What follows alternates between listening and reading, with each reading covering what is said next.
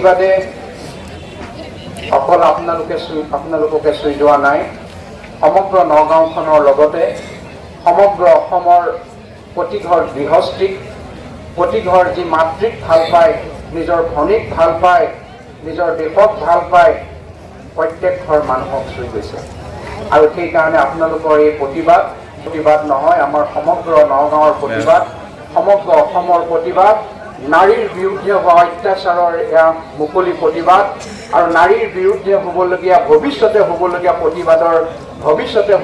অত্যাচাৰৰ বাবে সাৱধান হ'বৰ কাৰণে যি প্ৰতিবাদ, এই প্ৰতিবাদৰ প্ৰতি আমি সকলোৱে আমাৰ সহযোগিতা আৰু সমৰ্থন আগবঢ়াইছোঁ।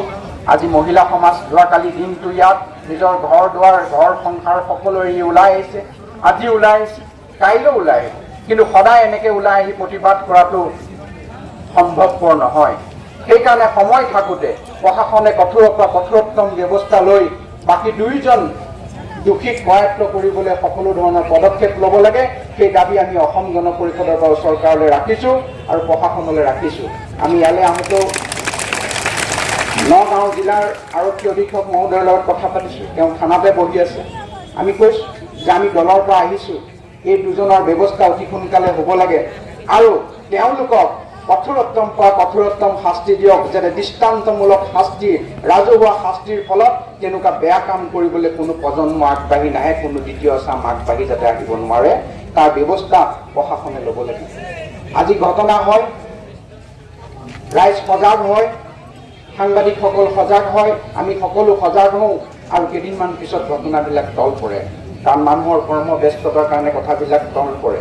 আমি এই কথাটো ঢিঙৰ পৰা সকীয়াই দিব বিচাৰিছোঁ, ঢিঙৰ পৰা এই কথাটোৰ এটা সমাধান বিচাৰিছোঁ, যাতে এনেকুৱা ঘটনা ৰাইজে সদায় ওলাই আহিব নোৱাৰিলেও, ৰাইজে সদায় আহি প্ৰতিবাদ কৰিব নোৱাৰিলেও, চৰকাৰ আৰু প্ৰশাসনে নাৰীক সুৰক্ষা দিয়াৰ ক্ষেত্ৰত অকল ঢিঙত নহয়, বৰদোৱাত নহয়, নগাঁৱৰ চহৰত যোৱা পৰহি এজনী ভগ্নীৰ হাতৰ পৰা মোবাইল কাঢ়ি লৈ গৈছে, ঠেলা মাৰি গতিয়াই ফুটপাথত পেলাই গ'ল। তেওঁ এতিয়া বেলেগ এখন ব্যক্তিগত নাৰ্ছিং হোমত মূৰত চিলানি পৰিছে, এতিয়াও পৰি আছে। তেওঁ এজন পুলিচৰে ছোৱালী, ছোৱালীজনীৰ খবৰ আমি লৈছোঁ, দেখিছোঁ। এনেকুৱা ধৰণৰ সৰু সুৰা বহুত ঘটনা হৈ আছে। সেইকাৰণে দোষী হিচাপে দৃষ্টান্তমূলক শাস্তি দিয়ক আৰু এনেকুৱা ঘটনা যাতে গোটেই অসমত পুনৰাবৃত্তি নহওক, তাৰ বাবে চৰকাৰে কেতিয়াও কোনো ধৰণৰ পিছ হুমকি ৰ'ব নালাগে, প্ৰশাসনে পিছ হুমকি ৰ'ব নালাগে। আমি পুলিচৰ ওপৰত ভৰসা ৰাখোঁ, মানুহৰ জীৱনটোৰ কাৰণে পুলিচ আমাৰ সাৰথি। এই পুলিচক আমি অনুৰোধ জনাম, দাবী জনাম, যাতে অসম পুলিচ আৰু কঠোৰ হওক আৰু ঘটনা হোৱাৰ আগত কঠোৰ হওক।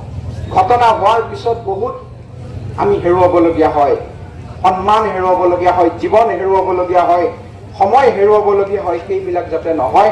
সেইকাৰণে ঘটনাৰ আগত প্ৰশাসন কঠোৰ হ'বৰ কাৰণে মই অনুৰোধ জনাইছোঁ আৰু আশা কৰিছোঁ অতি সোনকালে এই বাকী 2জন লম্পটক ধৰি দৃষ্টান্তমূলকভাৱে ৰাজহুৱা শাস্তি প্ৰদান কৰিব, যি শাস্তিৰ ফলত অসমৰ কোনো প্ৰান্তত এনেকুৱা নৰপিশাচে বেয়া কাম কৰিবলৈ যাতে আগবাঢ়ি আহিব নোৱাৰে। সকলো সচেতন হৈ আহিছে আৰু আহিবলৈ প্ৰস্তুত হৈ আছে।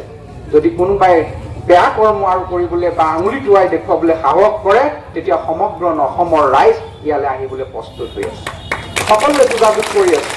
সেইকাৰণে আমি প্ৰশাসনক অনুৰোধ জনাইছোঁ, সকলোকে সংশ্লিষ্ট পক্ষকো অনুৰোধ জনাইছোঁ, যদি কোনোবাই দোষী লুকুৱাই থৈছে, সেই দোষীকো উলিয়াই দেখুৱাই প্ৰশাসনক সহযোগ কৰক, ইয়াকে অনুৰোধ জনাইছোঁ।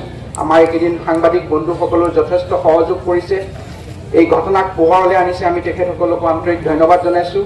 আৰু পুনৰ আপোনালোকে যি নিৰবিচ্ছিন্নভাৱে এইখন কনকলতাৰ দেশত, এইখন নাৰীৰ দেশত, য'ত আমি নাৰীক সেৱা কৰোঁ, সেই নাৰীৰ দেশত আজি আপোনালোকে যি সংগ্ৰামী ভূমিকা লৈ ওলাই আহিছে, পুনৰ আপোনালোকক মই মোৰ নমস্কাৰ আৰু সেৱা যাচি আমাৰ বক্তব্য সামৰিছোঁ। ধন্যবাদ।